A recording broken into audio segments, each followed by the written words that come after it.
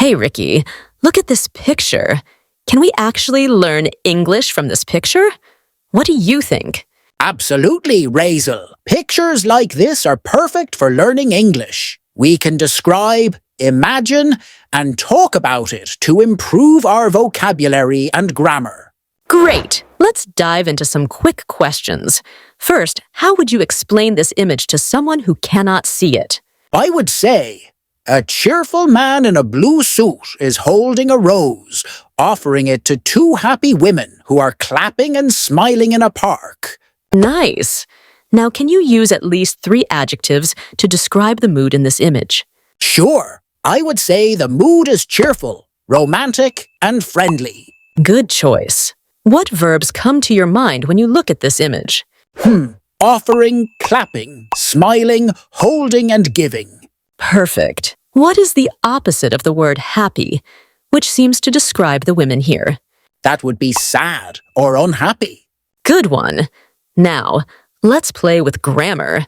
Describe this image as if it happened yesterday. Okay.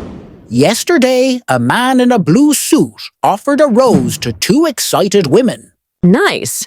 Can you form a complex sentence with because or although?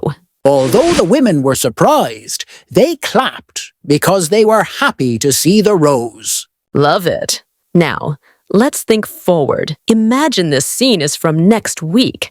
How would you describe it in the future tense? Next week, a kind man will offer a red rose to 2 delighted women.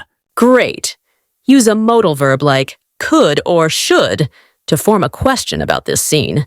Could the man be proposing to one of the women? That's interesting. Now, can you make a sentence in passive voice related to the image?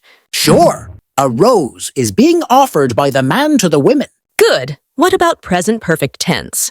The man has given a rose to the women. Great work. Now, active to passive. First, make an active sentence. The man is holding a rose. Passive would be, a rose is being held by the man. Nice. Let's get conditional. If you were in the picture, what would you do? If I were in the picture, I would ask for a rose too. Haha, me too. What might have happened just before this picture was taken?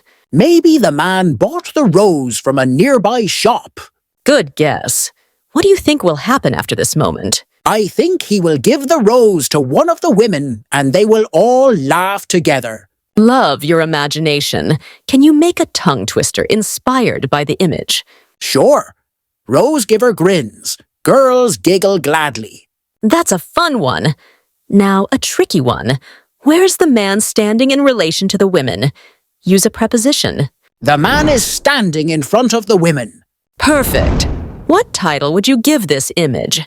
The power of a single rose. Beautiful title. Any motivational lesson from this image?